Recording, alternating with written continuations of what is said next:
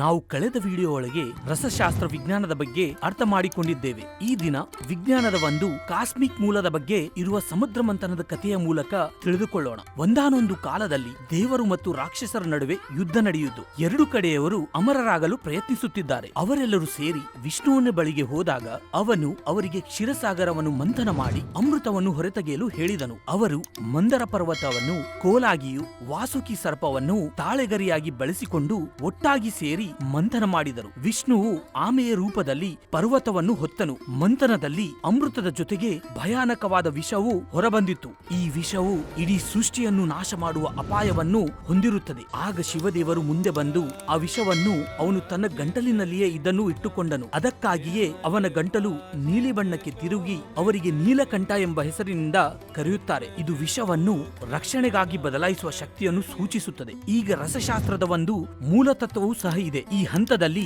ಕೊನೆಗೂ ಧನ್ವಂತರಿಯೊಂದಿಗೆ ಅಮೃತವೂ ಬಂದಿತು. ಧನ್ವಂತರಿಯನ್ನು ಆಯುರ್ವೇದದ ಹಾಗೂ ರಸಶಾಸ್ತ್ರದ ಒಂದು ಪಿತಾಮಹ ಎಂದು ಪರಿಗಣಿಸಲಾಗಿದೆ. ಈ ಕಥೆ ಕೇವಲ ಕಥೆಯಲ್ಲ, ಇದು ರಸವಿದ್ಯೆಯ ರೂಪಾಂತರಕ್ಕೆ ಒಂದು ಮಾದರಿ. ಮುಂದಿನ ವಿಡಿಯೋದಲ್ಲಿ ರಸಶಾಸ್ತ್ರ ವೈದ್ಯರು ಏನು ಮಾಡುತ್ತಾರೆ ಎಂದು ತಿಳಿದುಕೊಳ್ಳೋಣ.